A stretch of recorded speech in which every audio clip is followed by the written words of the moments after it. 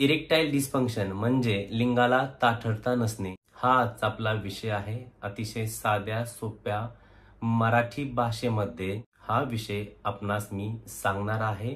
Video अगदी informative आहे, त्यामुळे नेहमीप्रमाणे माझी एक रिक्वेस्ट आपणास असणार आहे की ही माहिती जास्तीत जास्त शेअर करावी। व्हिडिओ आवडला तर लाईक आणि सबस्क्राईब कराच, परंतु व्हिडिओ जास्तीत जास्त शेअर करा अशी आपणास रिक्वेस्ट आहे। नमस्कार, मी डॉक्टर विनायक शिंदे आणि आपण पाहत आहात डॉक्टर विनायक शिंदे गायनेकोलॉजिस्ट पुणे हा यूट्यूब चॅनल। तर सुरू करूयात आजचा आपला हा व्हिडिओ।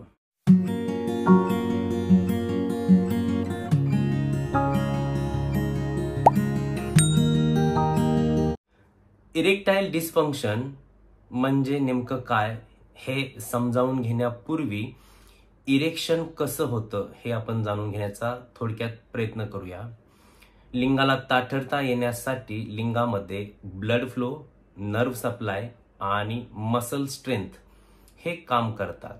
जेव्हा ब्रेनला निरोप जातो तेव्हा नर्व सप्लाय होतो, त्याचबरोबर ब्लड फ्लो चांगल्या प्रकारे होतो आणि लिंगामध्ये जी मसल असते ती टाईट होते किंवा स्ट्रेंथ मिळते आणि अशा प्रकारे इरेक्शन होतं। म्हणजे पेनिसचं इरेक्शन होण्यामध्ये महत्वाची भूमिका असते ती म्हणजे ब्लड फ्लो, नर्व सप्लाय आणि मसल स्ट्रेंथ। मग जर इरेक्शन होत नसेल प्रॉपर तर म्हणजेच या तीन गोष्टींमध्ये कुठेतरी बाधा निर्माण होते, त्यामुळे इरेक्शन प्रॉपर होत नाही। इरेक्टाईल डिस्फंक्शनची थोडक्यात जर व्याख्या सांगायची झाली तर इनॅबिलिटी टू सस्टेन इरेक्शन म्हणजे लिंगाची ताठरता टिकून न राहणे म्हणजेच इरेक्टाईल डिस्फंक्शन असं आपणास थोडक्यात म्हणता येईल। आता काही वेळेस हे इरेक्शन बिफोर सेक्स टिकून राहत नाही किंवा सेक्स चालू असताना टिकून राहत नाही किंवा इजॅक्युलेशनच्या पूर्वी इरेक्शन टिकून राहत नाही। अशा प्रकारे इरेक्शन डिस्फंक्शन आढळून येतं। याचबरोबर काही जणांना कमी प्रमाणात इरेक्शन आढळून येतं, काही जणांना इरेक्शन आढळूनच येत नाही किंवा काही जणांना सेक्स चालू असताना इरेक्शन त्यांचं प्रॉपर होत नाही किंवा झालेलं इरेक्शन टिकून राहत नाही। अशा प्रकारे इरेक्शनच्या बाबतीत समस्या उद्भवू शकतात। याच्यावरून इरेक्टाईल डिस्फंक्शनचे तीन प्रकार प्रामुख्याने पडतात। एक म्हणजे ऑर्गॅनिक डिस्फंक्शन, दुसरं सायकोजेनिक डिस्फंक्शन आणि तिसरं जे आहे ते mix erectile dysfunction. Organic dysfunction मध्ये ब्लड फ्लो जर प्रॉपर होत नसेल तर ऑर्गॅनिक डिस्फंक्शन होतं। ब्लड फ्लो काही कारणास्तव ब्लड फ्लो जर व्यवस्थित नाही झाला, पेनिसला ब्लड सप्लाय जर व्यवस्थित नाही पुरवठा झाला तर त्यामुळे पेनिस इरेक्ट होत नाही, ब्लड फ्लोला कुठेतरी बाधा निर्माण झाली। यासाठी एखादा आजार म्हणा, हायपरटेन्शन सारखा आजार असेल किंवा तुम्हाला स्मोकिंग सारखी एखादी हॅबिट असेल, याच्यामुळे ती जी वेसल आहे ती छोटी होते आणि ब्लड सप्लाय तुमचा पेनिसपर्यंत पोहोचत नाही, त्यामुळे इरेक्शन हे प्रॉपर होत नाही। अशा प्रकारे ऑर्गॅनिक प्रकार जो आहे तो पेनिस इरेक्शन न होण्याचा तो आढळून येतो। साधारणतः वयाच्या 40 पासून अशी समस्या उद्भवायला सुरुवात होते। 40 ते 70 मध्ये ही समस्या जास्त प्रमाणात आढळून येऊ शकते। जसजसं वय वाढेल तसतसा हा आजार वाढण्याची शक्यता असते। दुसरा जो प्रकार आहे तो म्हणजे सायकोजेनिक इरेक्टाईल डिस्फंक्शन। यामध्ये काय होतं की स्ट्रेस, एन्झायटी, डिप्रेशन इत्यादी कारणामुळे नर्व सप्लायला बाधा निर्माण होऊन इरेक्शन प्रॉपर होत नाही। याच्यामध्ये ब्लड फ्लो तर प्रॉपर होत असतो किंवा ब्लड सप्लाय प्रॉपर होत असते, परंतु सायकोलॉजिकल कंडिशन्समुळे स्ट्रेस, एन्झायटी किंवा भीतीपोटी इरेक्शन प्रॉपर होत नाही। साधारणतः यंग मुलांमध्ये हा प्रकार जास्त आढळून येण्याची शक्यता असते। बऱ्याचदा सर्टन सिच्युएशन्स मध्ये किंवा सर्टन कंडिशन मध्ये म्हणजे बऱ्याचदा हस्तमैथून करताना इरेक्शन होतंय, परंतु पार्टनर बरोबर सेक्स करताना इरेक्शन होत नाही किंवा बऱ्याचदा पार्टनर काही कारणास्तव आवडत नसतो, त्यामुळे एका विशिष्ट पार्टनर बरोबर इरेक्शन होत नाही आणि एखाद्या दुसऱ्या पार्टनर बरोबर इरेक्शन होतं। अशी ही सायकोलॉजिकल कंडिशन आहे, त्यामुळे सायकोलॉजिकल कंडिशनमुळे सुद्धा इरेक्शन होत नाही, हा एक प्रकार आहे। तिसरा जो प्रकार जो असतो तो म्हणजे मिक्स्ड, आणि हा बऱ्यापैकी हा प्रकार आढळून येतो। ऑर्गॅनिक प्लस सायकोजेनिक अशा प्रकारे इरेक्टाईल डिस्फंक्शन आढळून येतं।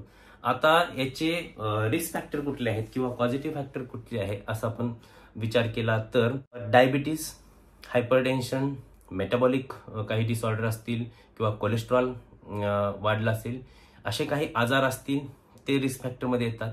त्याचबरोबर एन्झायटी, डिप्रेशन यासारख्या काही सायकोलॉजिकल कंडिशन असते, हा एक रिस्क फॅक्टर आहे. त्यानंतर ओबेसिटी, तुमची सेडेंटरी लाईफस्टाईल, याचबरोबर स्मोकिंग, अल्कोहोल अशा प्रकारच्या काही हॅबिट्स असतील, हेही तुमचे रिस्क फॅक्टर आहेत. त्याचबरोबर liver disease, kidney disease, thyroid असेल, लो टेस्टोस्टेरॉन किंवा प्रोलॅक्टिन संबंधी हार्मोन इम्बॅलन्स झाले असतील, अशा कंडिशनमुळे सुद्धा इरेक्टाईल डिस्फंक्शन आढळून येतं.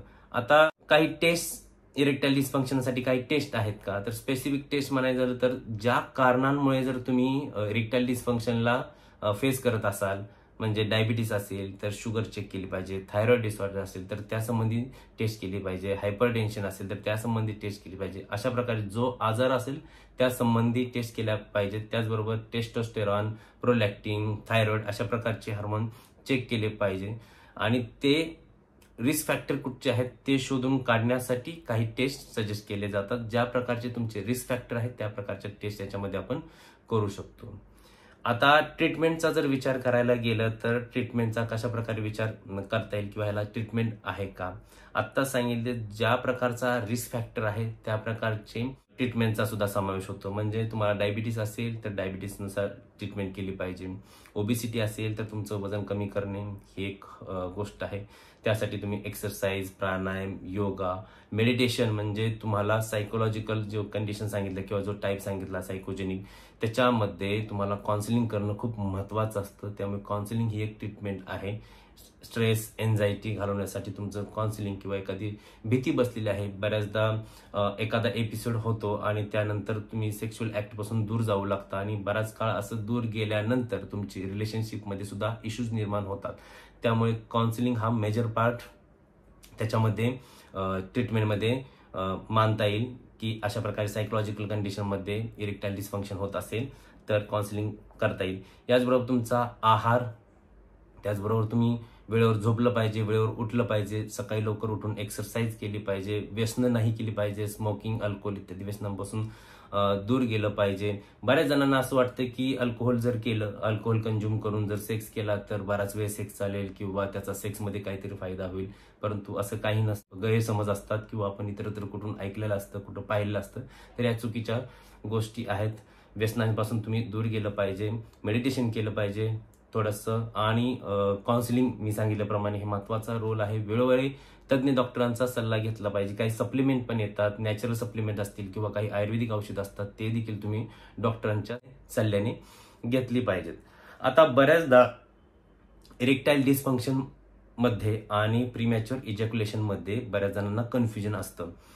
इरेक्टाईल डिस्फंक्शन सांगताना मी सांगितलेलं आहे की इनएबिलिटी टू सस्टेन इरेक्शन, म्हणजे तुमच्या लिंगाला ताठरता नसते किंवा ते सस्टेन करू शकत नाही.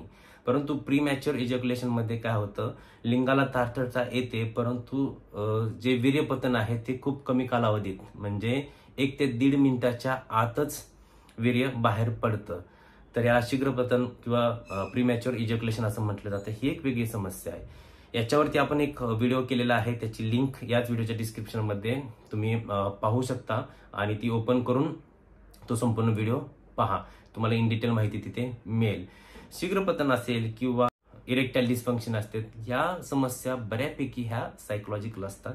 त्यामुळे बिफोर सेक्स एन्झायटी असणं, स्ट्रेस असणं किंवा परफॉर्मन्स करण्यापूर्वीची एन्झायटी असणे ही बऱ्यापैकी कॉमन समस्या आहे. त्यामुळे अशा समस्यापासून दूर जाऊ नका. बऱ्याचदा जेव्हा पेशंटला काउन्सिलिंग करत असतो त्यावेळेस नॅचरल सल्ला दिला जातो, त्यावेळेस अशा गोष्टी निदर्शनास येतात की स्ट्रेस, एन्झायटीमुळे त्यांच्यामध्ये सेक्स व्यवस्थित होत नाही. त्यामुळे इरेक्टाईल डिस्फंक्शन असेल, शीघ्रपतनाची समस्या असेल तर वेळोवेळी आपल्या डॉक्टरांचा तुम्ही सल्ला घेतला पाहिजे. हा व्हिडिओ जर आवडला असेल तर लाईक आणि सबस्क्राईब करा, परंतु जास्तीत जास्त शेअर करा अशी आपणास रिक्वेस्ट आहे. याचबरोबर आपला स्त्री आरोग्य नावाचा आणखी एक YouTube चॅनल आहे, त्यावरही स्त्री आरोग्य विषयक निरनिराळे विषय घेऊन व्हिडिओ अपलोड केले जातात. त्यामुळे त्याही युट्यूब चॅनलला सबस्क्राईब करा. त्याचीही लिंक याच व्हिडिओच्या डिस्क्रिप्शनमध्ये खाली दिलेली आहे. याशिवाय आपल्या काही शंका असतील तर निसंकोचपणे तुम्ही इथे कमेंट करू शकता किंवा याच व्हिडिओच्या डिस्क्रिप्शनमध्ये आमचे सर्व डिटेल दिलेले आहेत. तुम्ही डायरेक्टली आमच्याशी संपर्क साधू शकता. याचबरोबर स्क्रीनवर जर नंबर देण्याचा मी प्रयत्न करेल त्या नंबरवरती सुद्धा आपण आमच्याशी संपर्क साधू शकता. तर हाच होता आपला आजचा व्हिडिओ आवडला तर लाईक आणि शेअर करा, सबस्क्राईब करा. Thank you. Take care and bye bye.